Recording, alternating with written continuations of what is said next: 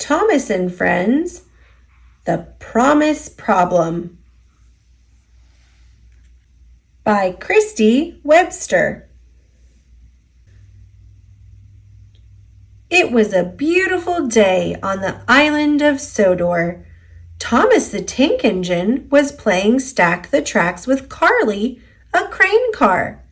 His best friend Percy watched, and the Fix-It engine Sandy cheered him on. Thomas knew he could do it.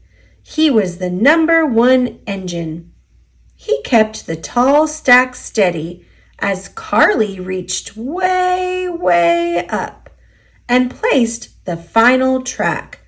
Ta-da! Thomas peeped. We knew you could do it, Percy said. Toot! Thomas and his friends turned to see an engine racing toward them. It was Diesel. Nice stack, but I bet I could go higher, he bragged. He backed up to the car Thomas had been using and attached himself to it. Load me up, Carly, Diesel said. Hey, I'm not done yet, Thomas protested. The two engines tugged the car back and forth. The tall stack wobbled and swayed, then fell. Just then, Gordon sped toward them. Gordon was going too fast. He wasn't able to stop in time. His coupling broke, and he derailed, leaving his long train of cars behind. How am I supposed to make my delivery now? Gordon asked. Gordon's cars were filled with tires and bicycles, furniture and train parts.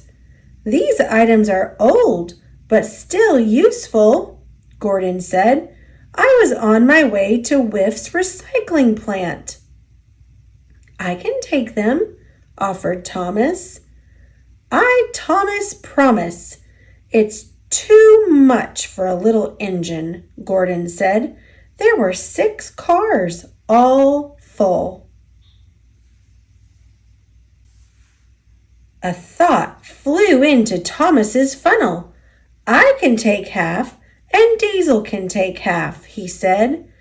That's a smokin' idea, Diesel said, letting black smoke drift out of his vents. We can race to see who gets there first, Thomas said. He wanted to prove he was still the #1 engine. Thomas and Diesel each coupled to 3 of Gordon's cars and took off toward Whiff's. Both engines chugged along as fast as they could.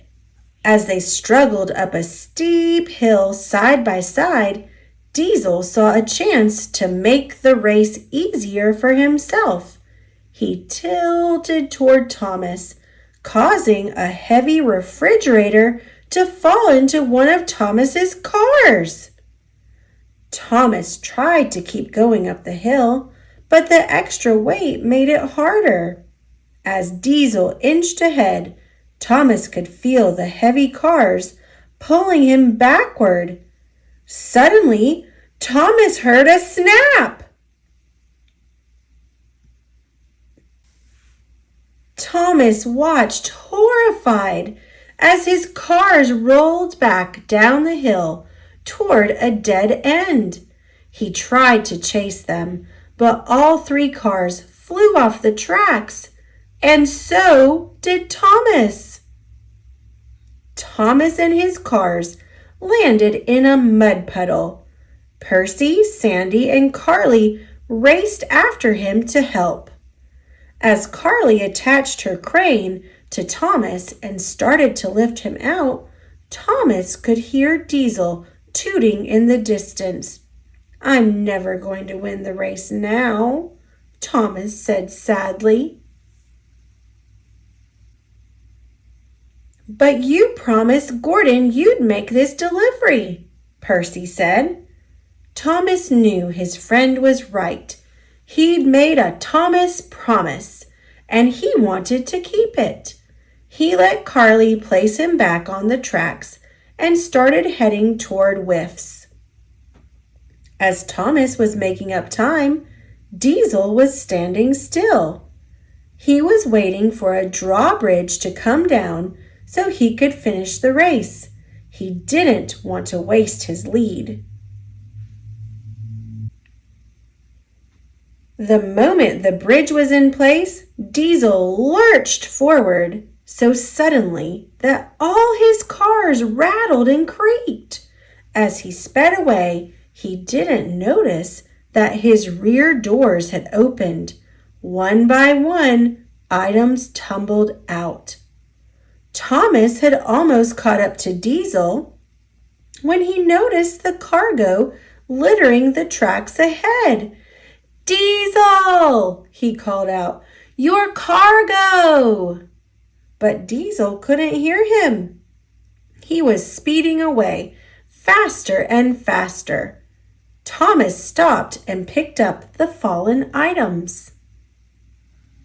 Percy, Carly, and Sandy soon caught up. "Why did you stop?" Carly asked. "I still have a promise to keep," Thomas explained. "That means getting all of Gordon's cargo to Whiffs." "We're going to help," Percy said. Everyone started moving the cargo into Thomas's cars. Before Thomas knew it, the job was done. Diesel arrived at Whiffs and thought he had won, but Thomas and his friends arrived with all the cargo in tow. "Thank you, Thomas, for keeping your promise," Gordon said. "I couldn't have done it without Percy, Carly, Sandy, and Diesel," Thomas said. Diesel's cargo might have fallen out, but he had gotten it most of the way there. Gordon was happy that his cargo arrived, but he still had a broken coupling. He didn't know how he would get his cars back to the station. "Maybe I can help," Sandy said. She reached into one of Thomas's cars and pulled out an old hunk of metal. It was a coupling. Gordon tried it, and sure enough, his cars coupled up and he was ready to roll again. "I guess these old things are still useful," Thomas peeped. Everyone smiled. Diesel turned to Thomas. "Race you back?" Thomas's smile got bigger. "You're on."